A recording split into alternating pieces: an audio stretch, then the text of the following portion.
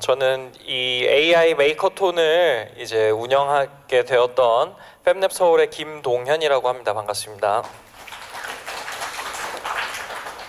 아까 잠깐 영상 속에서 여러분들이 졸지 않고 보셨다면은 팹랩이 무엇인지 보셨을 거예요. 지금 다시 졸으신 분들을 위해서 설명을 드리면은 바로 Fabrication Laboratory, 뭔가 이렇게 제조할 수 있는 연구실, 연구소라는 개념입니다. 저희 이 팹랩에는 3D 프린터, 아마 요즘 뭐 언론에서 워낙 많이 나오고 있으니까 많이 들어보셨을 거예요. 레이저 커터, 또 CNC 라우터, 이런 다양한 디지털 제조 장비들을 보유한 공간이라고 보시면 됩니다. 쉽게 생각하시면 여러분들 PC방 안 가보신 분들도 계실 것 같은데 PC방이 뭔지는 다 아시죠?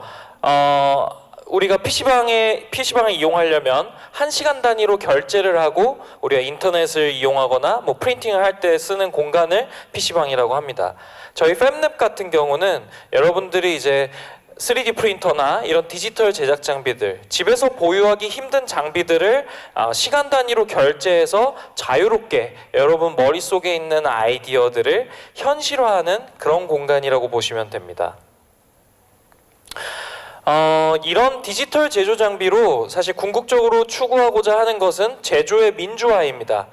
우리가 기존의 제조 산업에 뛰어든다 한다면, 또는 제조 활동을 하는 사람들은 어떤 공장과 같은 인프라를 보유한 중견기업이나 대기업들, 이런 곳들에서 일방적으로 제조를 하고 그 상품을 마켓에서 파는 형태가 주를 이루었습니다. 하지만 이제 3D 프린터와 이런 디지털 제조 장비를 통해서 개인들도 집에서, 심지어는 책상 위에서 이런 제조 활동이 가능해졌습니다.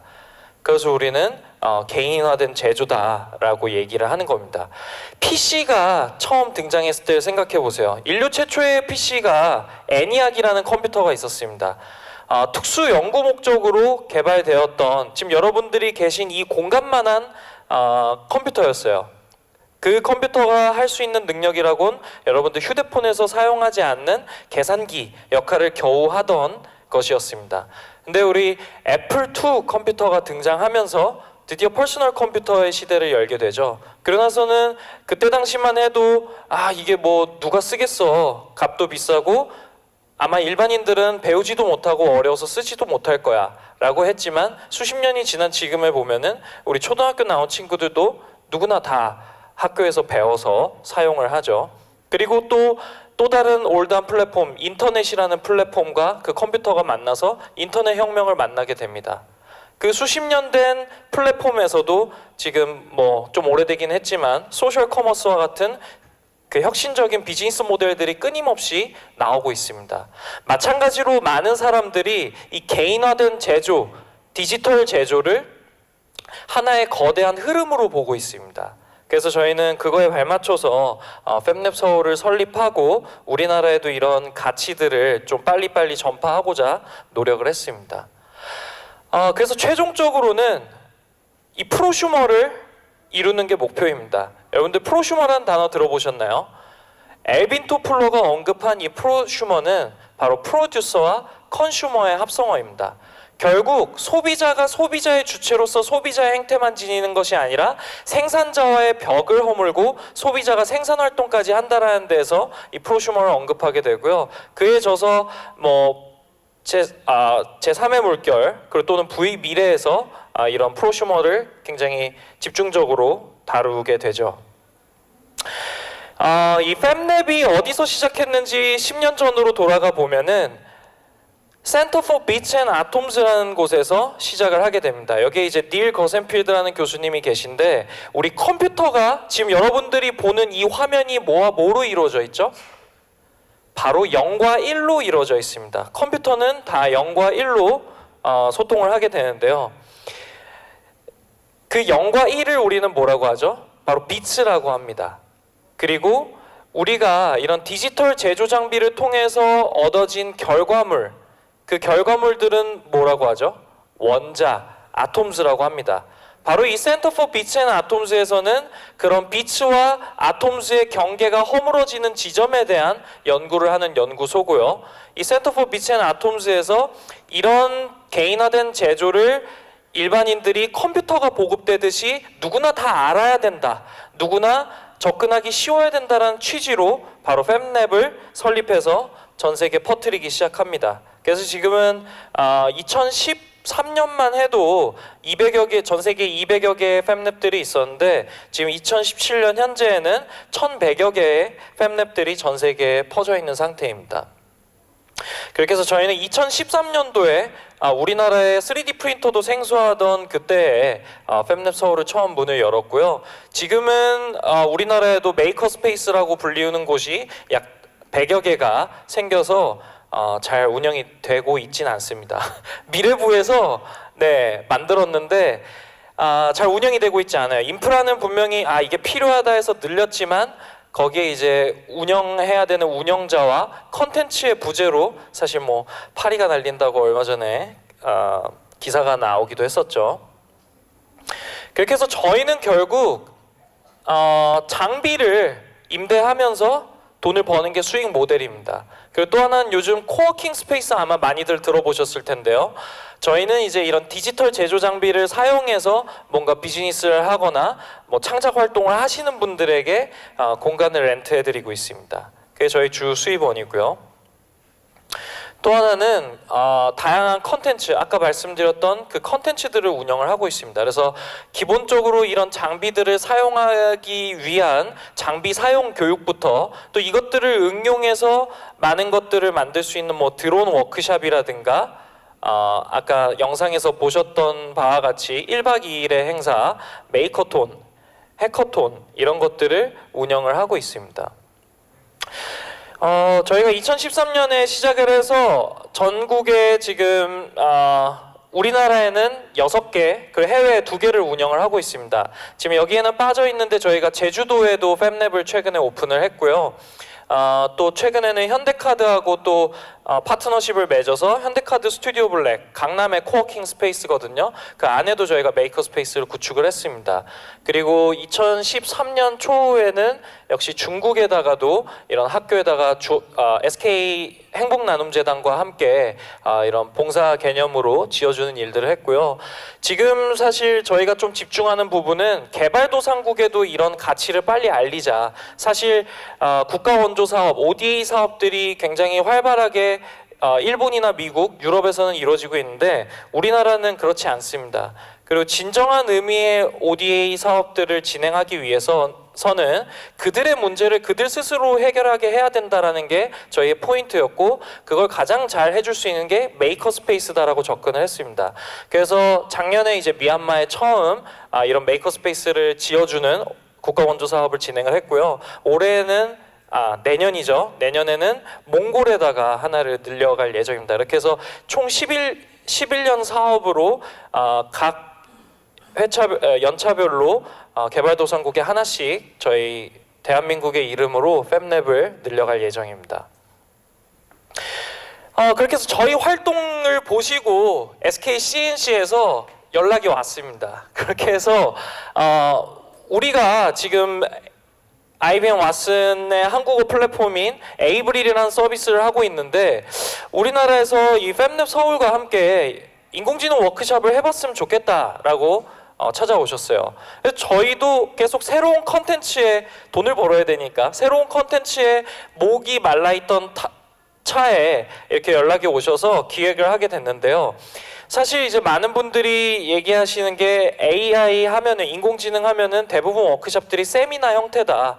따분한 이론적인 얘기들이 주를 이루는데 우리는 이거를 에이브릴 서비스를 이용해서 직접 사람들이 이 인공지능 서비스 만드는 것들을 경험해보고 또 이런 가치들이 퍼질 수 있게 해보면 어떨까 해서 기획을 했어요. 보통 저희가 워크숍 홍보를 하면 홍보 기간을 한 달 정도를 두거든요. 근데 뭐 어떤 자신감이었는지는 모르겠는데 저희가 일주일간 모집을 한번 시작을 해봤습니다. 페이스북에 근데 올리자마자 1시간 만에 마감이 됐어요.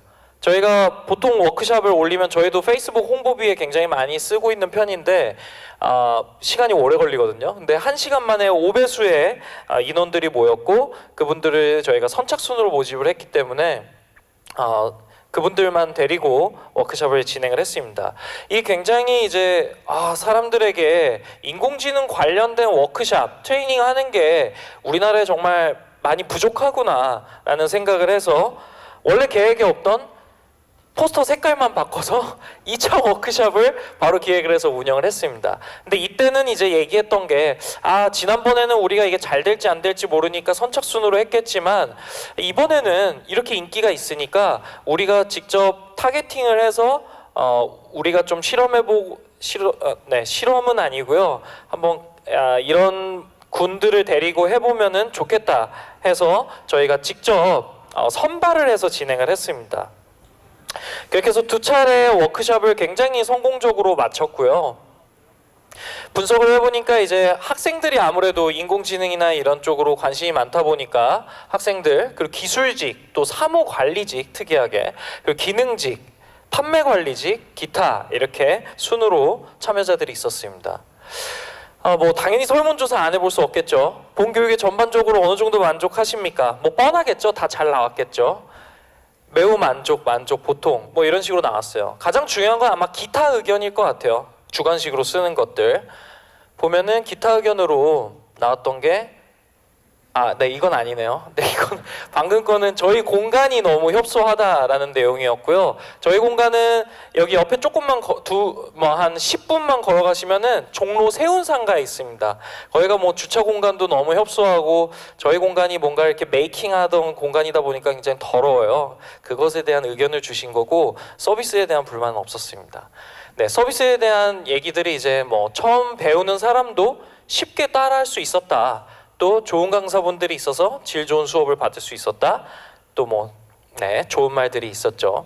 가장 이제 줄을 이뤘던 내용들이 초보자도 쉽게 인공지능 서비스 플랫폼을 어렵지 않게 만들 수 있었다라는 게 줄을 이루었습니다. 그래서 저희는 조금 더 자신감을 얻게 됩니다. 네, 그리고 또 이제 이건 재밌어서 하나 제가 넣었는데 아직도 AI에 대한 주변 인식이 그렇게 크지 않은 것 같다고 하더라고요. 그래서 어머니께 AI라고 여쭈니 뭐 조류독감이냐 이런 얘기를 하시고 또 디자이너 언니한테 얘기했더니 일러스트레이터냐고 프로그램이냐고 뭐 이런 말씀을 하셨다고 해요. 그러니까 이만큼 아무리 언론에서 인공지능이다 AI다 떠들어도 사실 우리 일반 대중에게는 굉장히 와닿지 않는 그런 것들 중에 하나인 거죠. 근데 이런 워크숍을 통해서 일반인들이 이런 개념들을 깰 수 있고 또 쉽게 접근할 수 있다는 걸 깨달으면서 저희가 소기의 목표로 한 목적을 이루었다고 생각을 했습니다. 그렇게 해서 아까 영상에서 보셨던 메이커톤을 기획하게 되는데요. 메이커톤은 아마 생소하실 거예요. 근데 아마 주변에서 해커톤이라는 말은 많이 들어보셨을 겁니다. 이 해커톤이라고 한다면 노트북 하나 두고 이제 개발자들이 모여서 서비스 플랫폼 개발하는 거를 해커톤이라고 합니다. 저희 메이커톤은 바로 메이킹과 마라톤의 합성어입니다. 그렇게 해서 보통 마라톤이 이제 42.195km를 달린다고 하죠. 네, 저희는 42.19시간 동안 원래는 저희가 행사를 2박 3일 동안 진행을 했었어요. 그렇게 해서 마라톤처럼 정말 다양한 백그라운드를 가진 사람들이 모여서 서비스를 개발하고 비즈니스 모델을 개발하고 또 프로덕트를 개발하는 그런 행사였습니다. 근데 에이브릴 그 플랫폼을 써보니까 뭐 42시간 동안 할 건 아닌 것 같고 굉장히 쉽게 개발할 수 있으니까 좀 작게 해보자 라는 취지에서 저희가 바로 미니 메이커톤을 진행을 했습니다. 그렇게 해서 역시 굉장히 많은 참가자분들이 지원을 해주셨어요. 정말 많은 분들이 지원을 해주셨고 사실 이걸 일일이 선발하느라 어려움도 많았습니다. 정말 다양한 분야의 사람들, 현업에 종사하시거나 아니면 또 이런 기술들에 관심 있는 대학생들 정말 많은 분들이 지원을 해주셨고 저희가 아쉽게도 다 참가시킬 수가 없어서 좀 걸러냈다는 표현은 좀 그런가요? 이렇게 좀 탈락 소식을 전하고 합격자들과 함께 진행을 하게 됐습니다. 그렇게 해서 최종 합격하게 된 팀이 뭐 아까 영상에서 보셨듯이 이렇게 6개 팀이 나왔고요. 24시간 동안 진행을 했습니다. 아까 핑미팀 영상에서 보셨겠지만 뭐 순식간에 지나가셔서 못 보셨을 것 같아서 간략하게 설명을 드리면은 AI 짐이라고 해서 우리가 보통 피트니스 센터 가면은 PT를 받지 않는 이상, 그리고 내가 기존에 이런 장비들을 다루지 않는 이상 그 수많은 장비들의 사용법을 다 모릅니다. 그렇게 해서 이 AI 짐 같은 경우는 우리가 그 기계 앞에 가면은 이런 사용법 영상을 소개해 준다던가 운동법을 설명해 준다던가 이런 것들을 자동으로 알려주는 서비스를 개발을 했고요. 또 이제 넉넉팀의 이제 토미 같은 경우는 우리 아이들이 사실 왜라는 질문을 던지면서 굉장히 많이 학습을 합니다. 그때 가장 빠른 성장을 보이고요. 근데 이런 아이들이 이제 뭐 맞벌이 부부라든가 또는 뭐 장애가 있으신 부모님들이 제때제때 대답을 못 해주거나 올바른 대답을 못 해줄 때가 많습니다. 그래서 그런 문제들을 해결하고자 이제 대신해서 이 톰이라는 친구가 아이가 질문을 하면은 그런 것들에 대해 적절한 대답을 찾아서 대답해주는 그런 상품이죠. 이름이 귀여운데요. 삐약이 탐험대는 삐약펜이라는 걸 만들었어요. 1인 자취생들을 위해서 사실 뭐 선풍기들 많이 에어컨이 있음에도 많이들 쓰는데 이런 선풍기를 켜고 끄기가 귀찮다던가 뭐 강약을 조절하다던가 이런 귀찮은 것들을 다 음성으로 해결할 수 있는 이런 프로덕트를 또 만들었습니다. 그리고 왓슨 패밀리의 스마트 미러는 요즘 굉장히 스마트 미러가 많이 나오고 있어요. 이 팀 같은 경우는 이제 어떤 서비스를 만들었냐면 내가 외출하기 전에 외출할 곳을 지정을 해놓으면은 거기에 경로와 맛집 그리고 날씨 이런 정보들을 나에게 맞춤형으로 제공해주는 서비스를 만들었습니다.